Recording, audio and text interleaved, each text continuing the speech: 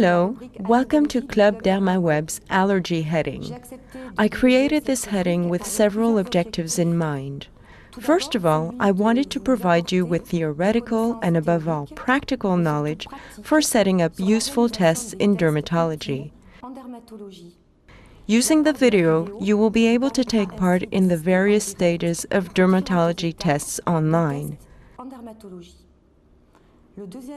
The second objective is to facilitate your daily practice by providing you with a number of practical sheets that can be used at different stages of allergy exploration. The final objective of this site is to enable you to continually update your knowledge through regular postings on the latest findings and information. Remember that the implementation of these tests, particularly contact tests, is part of our specialty as dermatologists. So I would like to wish you a happy testing and look forward to seeing you on the site very soon. The allergens to be tested are contained in syringes which must be kept under very strict conditions away from any source of heat at between 2 degrees and 8 degrees Celsius in general and away from light. This means inside refrigerators. The allergen to be tested is then applied to a patch which is itself attached to an adhesive support. For semi-solid allergens in petroleum jelly, around 50 to 60% of the test chamber surface is covered. For liquid allergens, 1 or 2 drops of product are applied to the test chamber at the last moment before the tests are applied to the skin and until the disc of filter paper is well saturated. The patches should be numbered in the order of the test sheet, keeping in mind that the order in which the tests are prepared is the opposite to the order in which they are applied to the skin.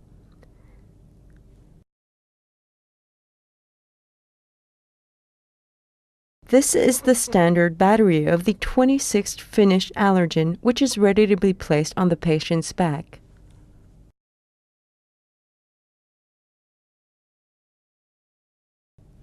Tests should be applied to a patient who is relaxed and in a standing position.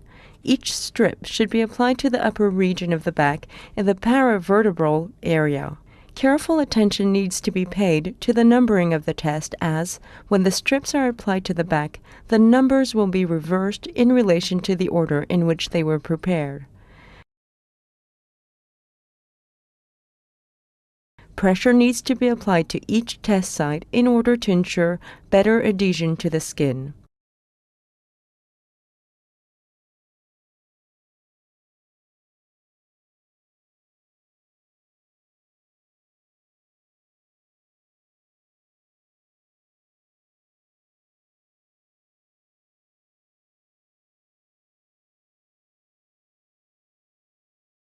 Following application of all the patch tests, it is a good idea to reinforce the adhesion of the test by applying an additional adhesive.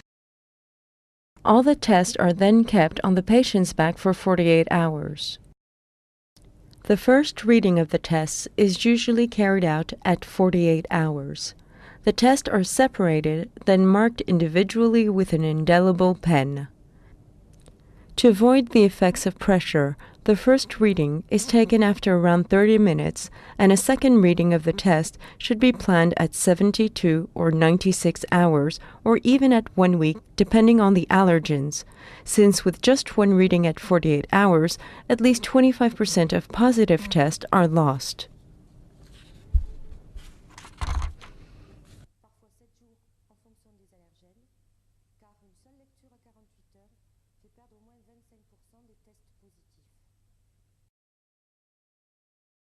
The semi-open test, also called the open test, can be a fast and practical method when a number of personal products need to be tested. If the allergen is semi-solid, the label on the bottle needs to be carefully read and the nature of the contents should be specified because tests should never be carried out with unknown products. If the product is liquid, a pH strip will be used to check that the pH is between 4 and 10 in order to avoid irritation occurring when the product is applied to the patient's back.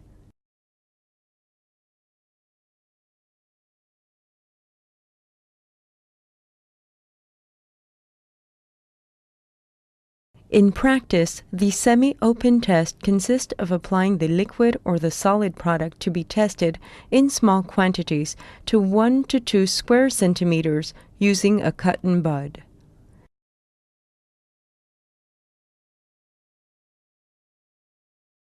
Once the product has evaporated, the test is covered by an adhesive. Like the closed test or the patch test, this test remains in place for 48 hours.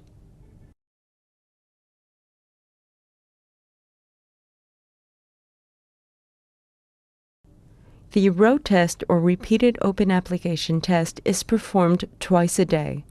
This is done by applying the finished product or allergen diluted in an excipient to the anticubital patch of skin.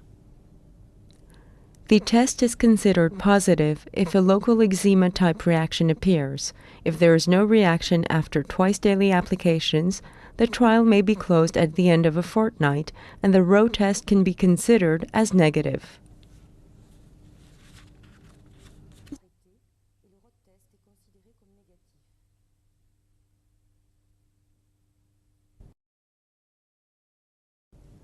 The use test simply consists of using the suspect product under real conditions of use.